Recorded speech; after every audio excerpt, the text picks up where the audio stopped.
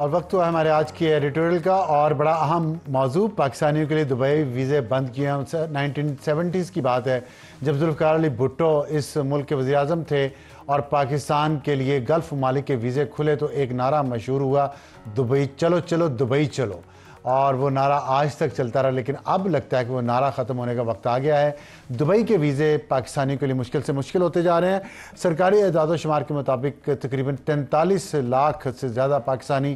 متحدہ عرب امارات میں موجود ہیں۔ زیادہ تر دبئی میں ہیں، لیکن پورے متحدہ عرب امارات میں 43 لاکھ پاکستانی، جو میرا خیال ملتان شہر کی آبادی جتنا ہے یا اس سے تھوڑا کم ہوگا، اور بہت بڑی تعداد ہے یہ۔ لیکن اس کے ساتھ ہی پاکستانی شہریوں کے ویزا مسترد ہونے کی تعداد میں بھی اضافہ ہو گیا ہے، اور ہر ٹریول ایجنٹ کا یہ جواب ہوتا ہے کہ پاکستانی پاسپورٹ پر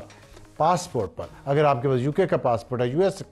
ایس کا ہے، کسی اور ملک کا ہے تو شاید مل جائے، لیکن پاکستانی پاسپورٹ پر ویزا نہیں مل رہا ہے۔ اس کے باوجود کہ تمام شرائط پوری کی جا رہی ہیں، جو شرائط سخت سے سخت ہو جا رہی ہیں، اور وجوہات کیا ہیں؟ سیکرٹری برائے اوورسیز پاکستانیز کا اسی ہفتے سینٹ کمیٹی میں جو انہوں نے انکشاف کیا، اس میں انہوں نے کہا کہ متحدہ عرب امارات سے غیر ہنرمند پاکستانیوں کی ڈیمانڈ میں کمی آئی ہے۔ غیر ہنرمند وہ لوگ ہیں جن کو کوئی سکل نہیں آتی، جو پڑھے لکھے نہیں ہیں اور صرف مزدوری کرنے وہاں جاتے ہیں۔ دوسرے ملکوں سے پڑھے لکھے لوگ وہاں پہ جا رہے ہیں اور ان کے سکلفل لوگ وہاں پہ جا رہے ہیں، اور اس کے مطابق پاکستانی ویزا ختم ہونے کے بعد وہیں رہ جاتے ہیں۔ وہ وہاں پہ سیاسی معاملات میں، سوشل میڈیا پہ ایسی باتیں کرتے ہیں، ایسی سرگرمیوں میں حصہ لیتے ہیں جو وہاں کے قانون کے خلاف ہے، اور وہ لوگ دیکھتے ہیں یو اے ای والے کی شرارتیں کر رہا ہے تو وہ پھر وہاں سے انہیں نکال دیتے ہیں یا ان کو وہ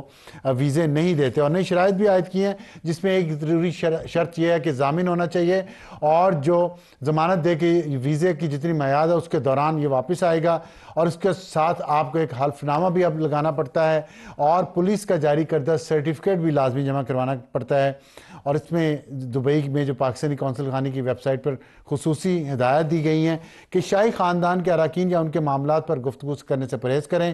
متحدہ عرب امارات میں کسی بھی مذہب کی تصدیق نہ کریں،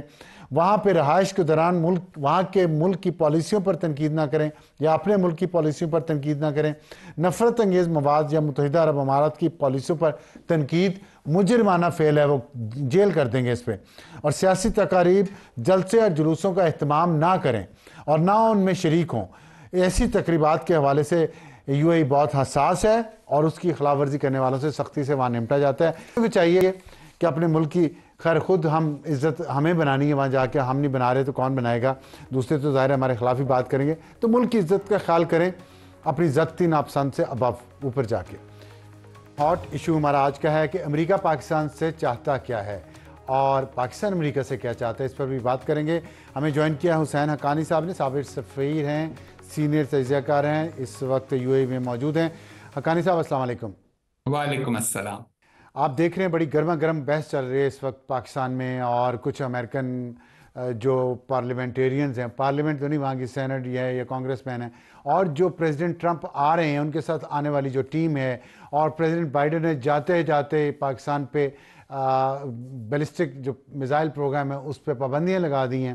تو یہ بہت کچھ ہو رہا ہے، اور عمران خان کے حوالے سے بھی باتیں ہو رہی ہیں۔ بلاول بھٹو نے یہ بھی کہا ہے کہ عمران بہانہ ہے اور ایٹمی پروگرام نشانہ ہے۔ دوسری طرف یہاں یہ کہا جا رہا ہے کہ پاکستان کو ایک بیلنس پالیسی لے کے آگے چلنا ہے، جس میں نہ ہی وہ چائنا کی پاکٹ میں چلا جائے اور نہ ہی امریکہ کی پاکٹ میں جائے۔ آپ ان سارے معاملات کو بہت قریب سے دیکھتے رہے ہیں، نہ صرف ایک سفارتکار کے طور پہ بلکہ ایک اسکالر کے طور پہ بھی۔ آپ نے اس پہ بہت ساری کتابیں لکھی ہیں، آرٹیکلز لکھے ہیں، ابھی بھی اس پہ بات کریں۔ آپ تھوڑا بتائیں گے اس وقت کہ بڑی ہی ایک اہم سچویشن ہے جس کا پاکستان سامنا کرنے جا رہا ہے اگلے چند ایک ہفتوں میں۔ کیا ایڈوائز کریں گے آپ پاکستان کو، پاکستان کی قوم کو، پاکستان کی پارلیمنٹ کو، پاکستان کے فیصلہ سازوں کو اور ہائیبریڈ گورنمنٹ کو؟ ابصار عالم صاحب، میرا جو مشورہ ہے وہ شاید لوگوں کو قابل قبول نہ ہو، کیونکہ وہ ہمارے مزاج کے خلاف ہے، اور وہ یہ ہے کہ ذرا ٹھنڈے رہیے، آرام سے رہیے۔ یہ جو خارجہ پالیسی کے بڑے بڑے فیصلے ہوتے ہیں، ان میں آرام سے ٹھنڈے طریقے کے ساتھ بات کرنا ہمیشہ زور و شور سے بہت بہتر ہوتا ہے، لیکن ہمارے ہاں کوئی چیز بغیر غل غپاڑے کے ہو نہیں سکتی۔ اگر آپ کو یاد ہو تو بھارت نے جب ایٹمی تجربے کیے تو پاکستان پر لازم ہو گیا تھا کہ وہ بھی ایٹمی تجربے کرے، لیکن اتنا شور مچا، ہر حکومت کے مخالف نے اس وقت حکومت کو برا بھلا کہنا شروع کر دیا کہ جی ان میں تو دم ہی نہیں ہے، یہ تو ہمت ہی نہیں کر سکتے، تاکہ اگر کوئی اور دونوں امریکی اس وقت نمائندے آئے ہوئے تھے، ان کے اعلیٰ ترین نمائندے آئے پاکستان بات چیت کرنے کے لیے، ان کے ہوتے ہوئے بھی ان پر بھی لان تان شروع کر دی، تو ذرا ٹھنڈے رہیں، اب سمجھیں کہ نقشہ ہے کیا۔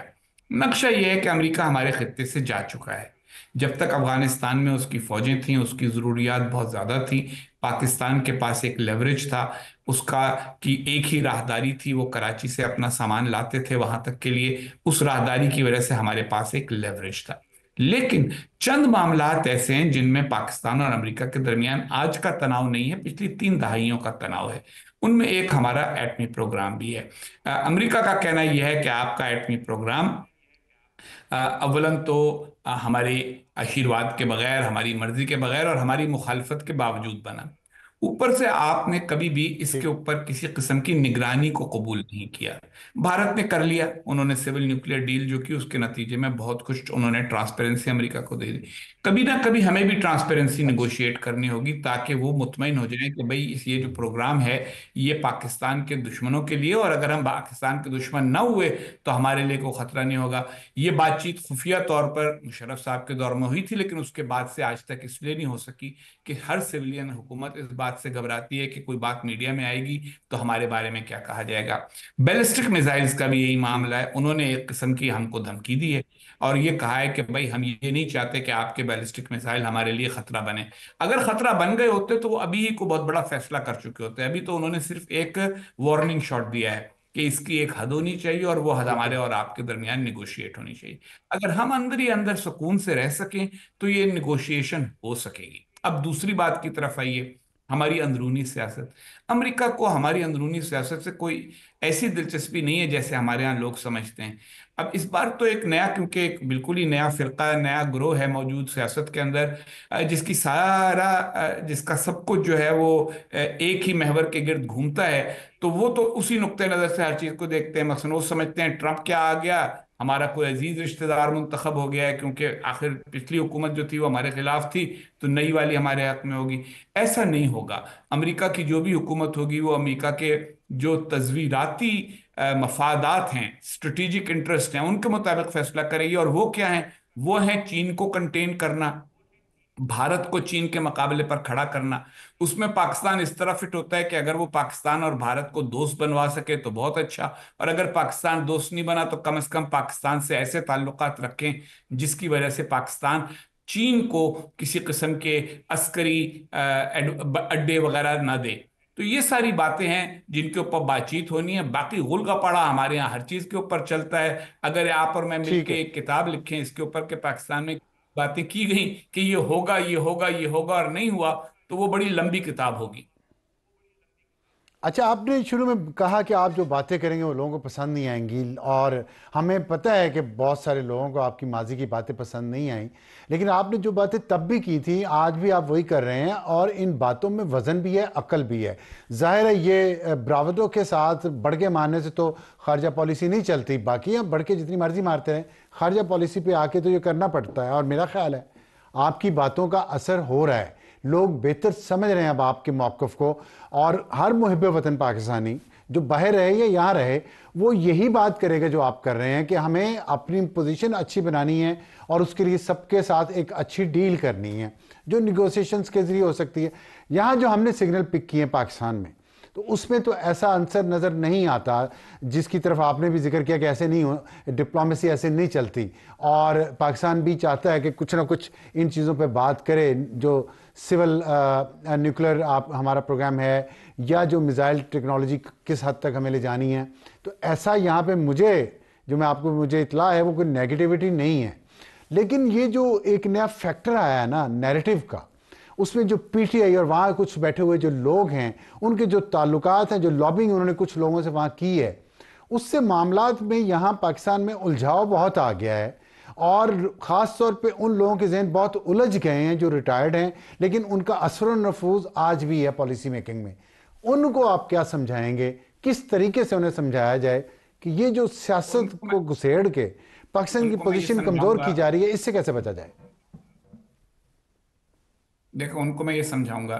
کہ 1990 کی دہائی میں انہوں نے یہ غلط فہمی، ان نے اور ان کے سینئرز نے یہ غلط فہمی اختیار کی تھی کہ محترمہ بینظیر بھٹو یا پیپلز پارٹی حکومت آئی تو کسی طرح سے نیوکلیر پروگرام کمزور ہو جائے گا، کیونکہ اس وقت امریکہ جمہوریت کا ساتھ دے رہا تھا اور محترمہ بینظیر بھٹو اور نواز شریف کے انتخابات کے بارے میں کہتا تھا کہ منصفانہ انتخابات کراؤ، دونوں پارٹیوں سے رابطہ رکھتا تھا۔ پھر نواز شریف صاحب کے بارے میں غلط فہمیاں پھیلائی گئیں کہ جی وہ مودی کا یار ہے، حالانکہ ایسی کوئی بات نہیں ہے، پڑوس کا ملک ہے، اس سے اگر بات چیت ہو اور اچھے تعلقات ہو تو پاکستان کے مفاد میں ہونے چاہیے۔ یہ جو اکھاڑے کے پہلوان ہیں،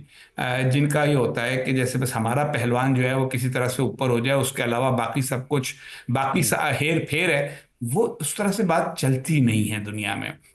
ان کو سب کو ٹھنڈا ہونا پڑے گا، یہ سمجھنا ہوگا کہ جو بھی پاکستان میں حکومت ہوگی، جو بھی اس میں ذمہ دار ہوگا،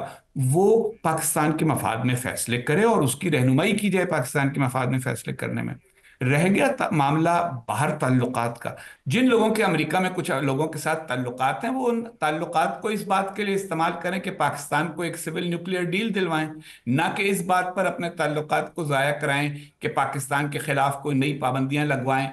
اندرونی سیاست کی بنیاد پر، جبکہ وہ لگے گی بھی نہیں۔ یہ میں آپ کو یقین دلاتا ہوں کہ اندرونی سیاست کی بنیاد کے اوپر صدر ٹرمپ اور ان کی انتظامیہ کوئی پابندیاں نہیں لگائیں گی۔ یہ سارے کا سارا شور پانی میں مدھانی ثابت ہوگا اور ان لوگوں کی ساری انرجی ضائع ہوگی، کیونکہ یہ صرف شخصیت ٹھیک، پرستی پر مبنی ہے، اس میں کوئی پالیسی ایلیمنٹ نہیں۔